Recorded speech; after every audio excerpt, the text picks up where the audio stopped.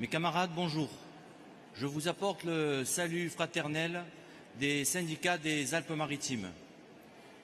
Les syndicats des Alpes-Maritimes voteront favorablement le rapport de trésorerie et nous félicitons déjà Patrick Privat, en tout cas, de la bonne gestion qu'il a eue durant ce dernier mandat. Nous voterons sans aucun état d'âme le rapport d'activité présenté par le Bureau confédéral en la personne de Jean-Claude Mailly. Une petite parenthèse, tout de même. Nous avons reçu dans notre département, tous les syndicats départementaux, et je pense un grand nombre d'entre vous, quelques mails venant de certaines UD, voire de certains syndicats départementaux, qui appelaient à voter contre avec un argumentaire qu'on pourrait qualifier pour le moins de discutable. Je ne peux que condamner cet envoi, parce qu'il est contraire tout simplement à nos statuts. Nous sommes ici en congrès confédéral des syndicats. Il n'appartient ni à l'UD, ni à la fédération d'un syndicat de voter contre, et encore moins, et d'appeler à voter contre, et encore moins à des syndicats départementaux, voire à quelques UD, d'influencer le vote. Concernant, parce que je vous ai bien entendu, le vote qui serait amené à voter contre le rapport d'activité de Jean-Claude Mailly. Je crois que peut-être on a oublié certaines choses.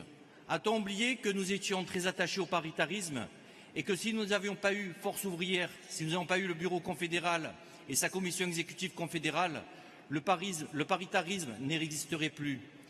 A-t-on oublié la loi El Khomri, que nous seuls étions contre 7 organisations syndicales et qu'ensuite 3 autres se sont rejoints à nous, la CGT, Sud et FSU, durant 14 journées de grève et de manifestation.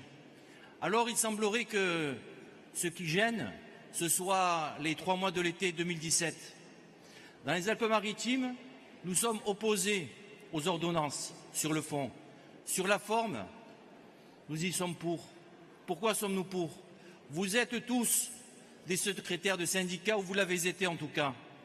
Quand vous allez chez votre employeur parce qu'il vous a invité à négocier un dossier quelconque, vous n'allez pas avec le préavis de grève, vous n'avez pas fait une grève avant. Vous allez pour négocier, comme disait tout à l'heure Pascal, et si ça ne marche pas, alors vous contestez, vous faites la grève. C'est tout simplement ce que le Bureau confédéral a fait.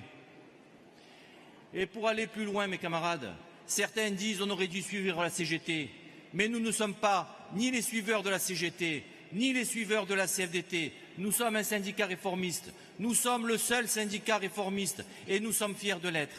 Et je reviendrai en tout cas sur le dernier mandat qui s'est passé. Au niveau donc du Bureau confédéral, toutes les décisions prises l'ont été à l'unanimité. Concernant la commission exécutive confédérale, toutes les décisions, moins de 3, 4 voix ou 5 voix, l'ont été. Or, vous pouvez siffler.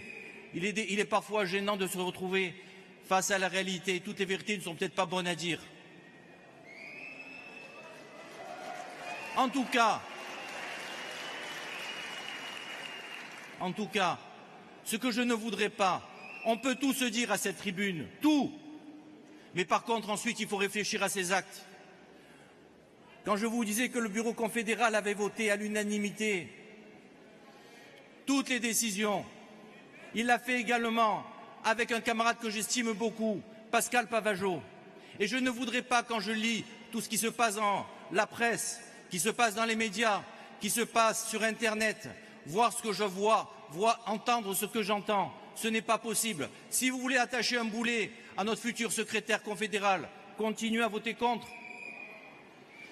Dans tous les cas, quelle image allez-vous renvoyer? Alors, vous allez renvoyer une image au gouvernement, vous allez renvoyer une image au patronat, à nos autres partenaires, peut-être que certains s'en moquent, mais surtout vous allez renvoyer une image à tous les salariés. Et une image comment?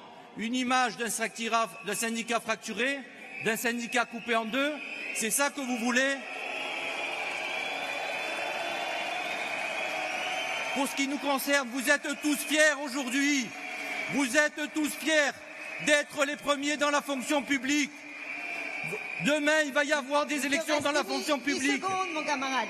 Et dans cette fonction publique, vous voulez conserver le poste qui est le nôtre, le premier. Demain, il va y avoir des grèves, je vous l'annonce, par rapport aux retraites, parce qu'ils veulent réunifier le régime général, ils veulent réunifier les fonctionnaires, les 42 régimes spéciaux. On ne peut pas laisser faire et on va avoir un syndicat comment morcelé pour s'opposer à cela.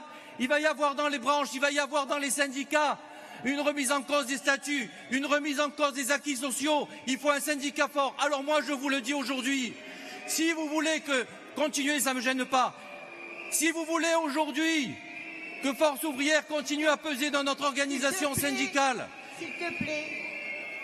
J'ai fini. Voilà.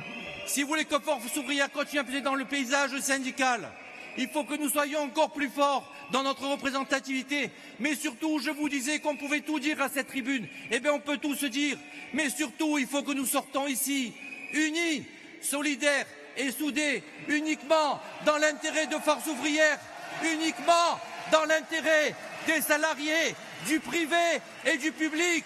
Et je voudrais, pour terminer, en tout cas vous dire, remercier Jean-Claude Mailly, remercier l'ensemble des secrétaires confédéraux qui s'en vont à la retraite, parce que le travail a été fait, il a été bien fait. Et je souhaite une excellente réussite, la meilleure réussite possible à Pascal Pavageau et au futur bureau confédéral dans l'intérêt de notre organisation syndicale.